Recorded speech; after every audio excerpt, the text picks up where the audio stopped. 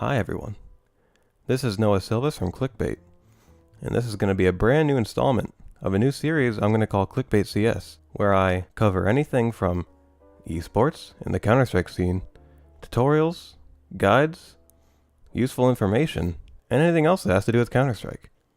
So without further ado, this video is going to be about top 10 useful tricks or information that will help you succeed in matchmaking, especially at a lower rank. So coming in at number 10, we have shoulder peeking against AWP players.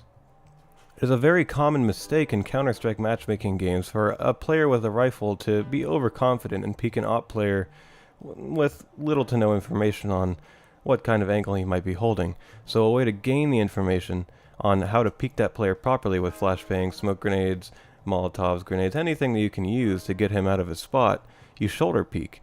That way he can't shoot you on time, especially in a matchmaking game. No player has a professional player reaction time to shoot you on time with the AWP.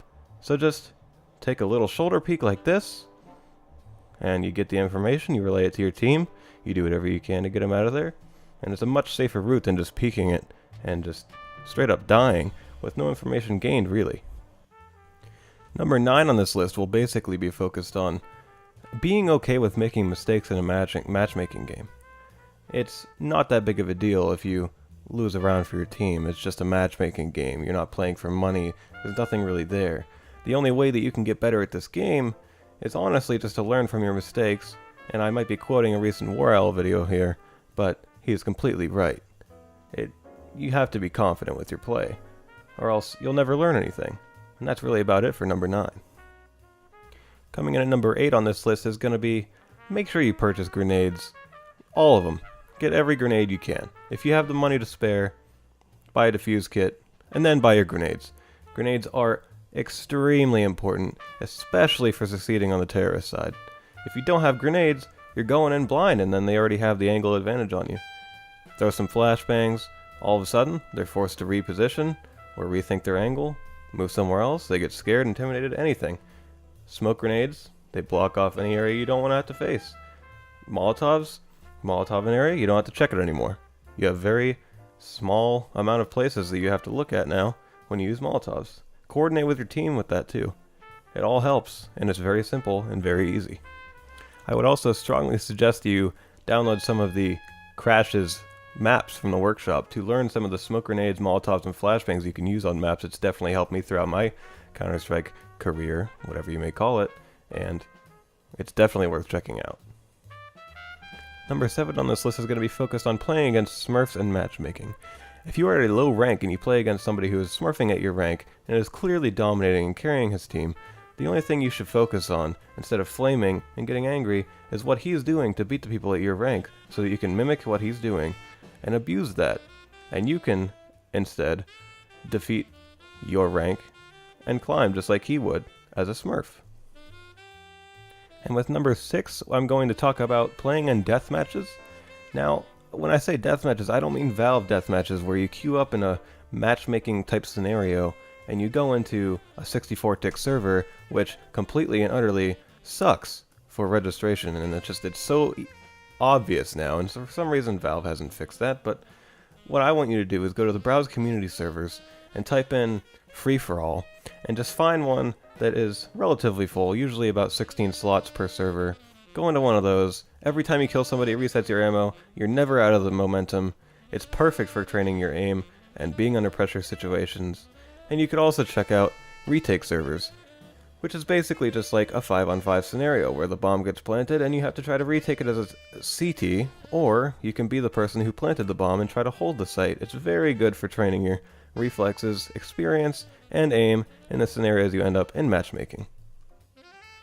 Number 5 on this list is going to be focused on just not being afraid to play solo. I've seen it several times. My friends, my teammates on teams that I've been on, they just don't want to queue up solo for some reason. They just can't stand the pressure they might have on them when they're playing alone. They like having fun with friends. Well, if you're trying to get better at Counter-Strike, there's no better way to do it than playing solo. There is no better way, because you have to learn to communicate with people that you're unfamiliar with, which is what you're going to be doing every single time you play matchmaking. And it's how you're going to get better at Counter-Strike. Communication is a huge factor to winning games in Counter-Strike. And it also trains you to not have to rely on a specific type of chemistry you may have with your friends, which is really good because then it works on your individual play. And overall, it's not necessarily a good experience. It can be very toxic, but it's very good for your individual skill. And number 4 on this list is going to be watch the pro scene. There is nothing more beneficial to me personally in my come up with how I've trained myself than watching professional games. You learn so much. You learn how to peek certain angles. You learn what angles are good to hold. You just learn everything. You know, these guys are the masters of the game. And if you watch them, they even stream solo sometimes. Just find any opportunity you can to study them, because they are the best players, of course, because they're the ones getting paid to play the game. They're the millionaires. And I'll just put it this way. There's no better way to learn. And to add on to that, I mean, it is just so exciting to watch these games. You can find your team, you can find, if you're North American, you find Cloud9, Optic Gaming, Team Liquid. If you're from Europe, you find Ninjas of Pajamas, or Fnatic, or G2. Like, there's so many teams that have so much depth in the characters that these professional players maintain. It's actually very entertaining. It's like a reality TV show for a game you play, but it's a sport. So I highly recommend you get into it, because it is so great to support this scene. It is only growing, it is getting huge, and that's about it. Number 3 on this list is going to be something you might not expect to hear. You don't hear this in the other videos where it's top 10 matchmaking tips or anything. Just don't be afraid to take breaks from the game. It's okay to not grind every single night of your life to get better at this game. It doesn't work like that with video games. You can take a week off or a month off, if you will, and just relax from the game, because as much as it is a video game, it's very mentally straining, especially to play matchmaking in this game, to just keep going and going and going. There's nothing really that can keep you going for so long other than a break.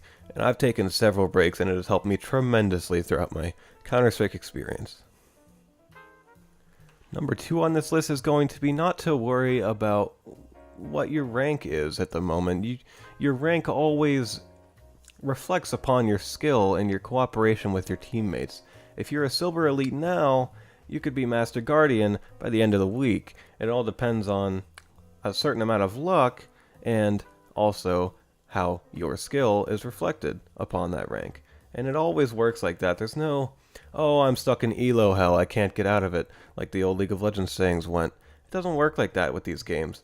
There's always a way out, and you can always find your way out. You just have to experiment. And the last tip or useful information that I have for you on this list is to purchase ESEA. If you are actually willing to get better at this game, and it will definitely tremendously help you climb ranks, it is to purchase the ESEA.net subscription as a third-party matchmaking service. It is way, way better and way more advanced, and just a general better experience for learning than a Valve matchmaking server is. And not to mention that 64 tick stuff that I mentioned earlier, it's the server rate at which things refresh, which makes the 64 tick, its registration is just complete crap. Well, ESEA runs on 128 tick, which means your registration is doubled in speed, which means you have I'll say a 50% chance, 50% higher chance to hit that shot that you didn't hit in matchmaking. And well, that will conclude this list. I hope that I've helped you out, and well, I'm not sure when the next episode will be, but I'm sure it'll be something good, and thank you for tuning in. And don't forget to hit that subscribe button.